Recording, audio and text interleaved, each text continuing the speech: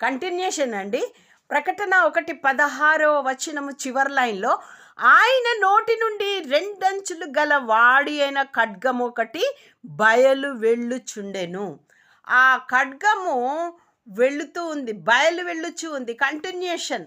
అది ఏంటిది ఆ ఖడ్గము అని అంటే, మనం హెబ్రీ 4:12లో, ఎందుకనగా దేవుని వాక్యము సజీవమై బలము గలదై రెండంచులు గల ఎటువంటి ఖడ్గము కంటెను వాడిగా ఉన్నది.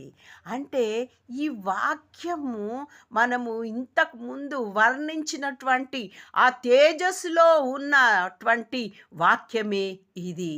అర్థమవుతుందా? అంటే ఆయన నోటిలో రెండంచులు గల వాడైన ఖడ్గం ఒకటి బయలు వెళ్ళుచుండెను.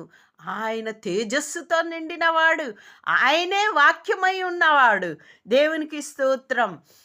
అంటే కొందరికి డౌట్ వస్తుంది, తండ్రి అయిన దేవుణ్ణి వర్ణించిందని. కాదు, ఆయన దేవుని కుమారుని పోలినటువంటి పోలికను నేను చూశాను నేను అని యోహాను అంటున్నాడు. ఇంకా మనం స్పష్టంగా చూద్దాం ఈ వాక్యము, ఈ ఖడ్గం ఏంటిదంటే, మనము వాక్యము సజీవమైన బలం గలదని హెబ్రీలో చెప్పుకుంటున్నాం కదా.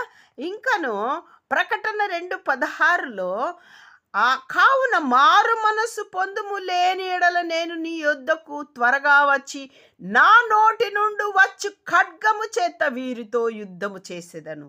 ఈ ఖడ్గం ఏంటిదండి? వాక్యము. ఈ వాక్యము నిన్ను ఏం చేస్తుంది? మూలుగులలోనికి వెళ్తుంది. ఈ వాక్యము చేత నీతో యుద్ధం చేస్తా, ఎవరైతే ఈ వాక్యాన్ని నమ్ముకున్నారు. అటువంటి గొప్ప వాక్యము తన్ను తాను తగ్గించుకొని, అటువంటి అంటే ఎవ్వరు ఆ రెండంచులు గల ఎటువంటి ఖడ్గం కంటను వాడిగా ఉన్నది. ఆ వాక్యము తగ్గించుకొని శరీరాన్ని ధరించుకున్నదండి.